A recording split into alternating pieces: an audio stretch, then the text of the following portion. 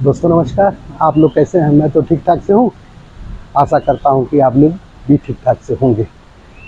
ये मैं वीडियो इसलिए बना रहा हूँ कि जो देवरिया में नरसंहार हुआ है फतेहपुर लेहड़ा रुद्रपुर में, जो प्रेम यादव और सत्यप्रकाश दुबे लोगों के बीच में ज़मीनी विवाद के नाते पहले प्रेम प्रकाश यादव की हत्या हो जाती है और उसी की प्रतिशोध में उनके लोगों द्वारा सत्यप्रकाश दुबे सहित उनके 5 लोगों की हत्या कर दी जाती है, गोली मारकर गला काट के, और एक उनका बच्चा 8 साल का उसमें संजोग से बच जाता है और इस समय वह बीआरडी मेडिकल कॉलेज गोरखपुर में जीवन और मौत के बीच में जूझ रहा है। उसी के संबंध में यह वीडियो मैं बना रहा हूँ। इसलिए बना रहा हूँ कि एक जागरूक नागरिक होने के नाते, एक जिम्मेदार व्यक्ति होने के नाते, जो घटनाएं घटित हो गई हैं जमीन विवाद के नाते, तो उसमें पक्ष विपक्ष बन गया है, जातिवादी रंग दिया जा रहा है, जो सर्वथा उचित नहीं है। इसमें जातिवाद की बात नहीं है, ब्राह्मण और यादव की बात नहीं है। इसमें एक अमीर और गरीब, एक भूमाफिया और एक सामान्य गरीब ब्राह्मण, क्योंकि सत्यप्रकाश दुबे की जमीन एन केन प्राकेण तरीके से प्रेम यादव धीरे धीरे लिखाते जा रहे थे।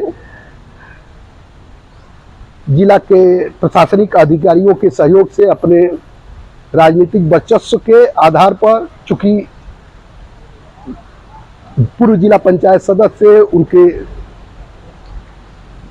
उनके परिवार में उस ग्राम सभा की प्रधानी थी और समाजवादी पार्टी के नेता भी थे और आर्थिक रूप से बहुत मजबूत थे, और ये सत्यप्रकाश दुबे का परिवार आर्थिक रूप से कमजोर था, गरीब ब्राह्मण था। तो सत्यप्रकाश दुबे और उनके भाई साधु दुबे थोड़ा मानसिक रूप से मंद बुद्धि के थे।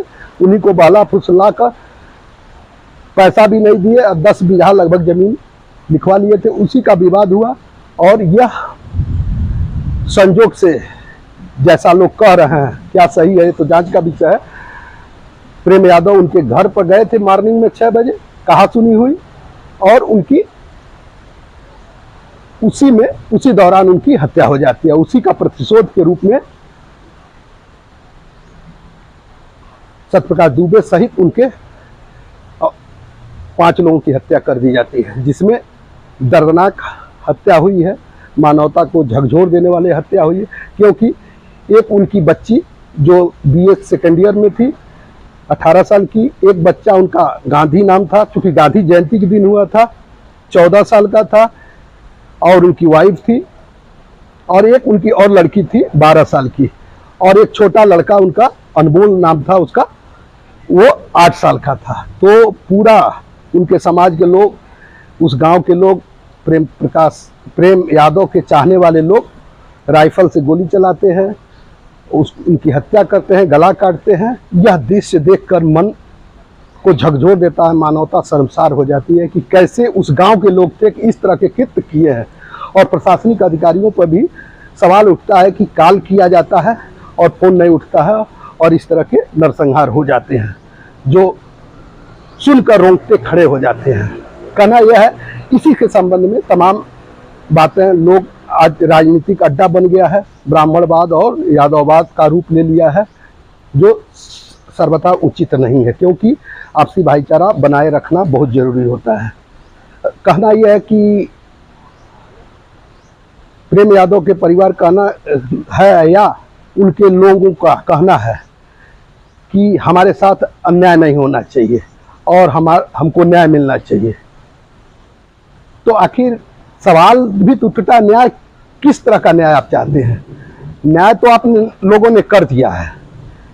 न्याय तब होता कि अगर उनके साथ घटना हुई तो पकड़ लिए होते, थोड़ा बहुत मारपीट होती और कानून अपना काम करता, पुलिस प्रशासन काम नहीं करता, तो वही होता न्याय नहीं मिल रहा। आप लोगों ने तो कानून अपने हाथ में ले लिया, उनकी ही हत्या, उनकी पत्नी को नहीं, उनके नाबालिग बच्चों को भी हत्या कर दिए। तो न्याय कैसा चाहते हैं?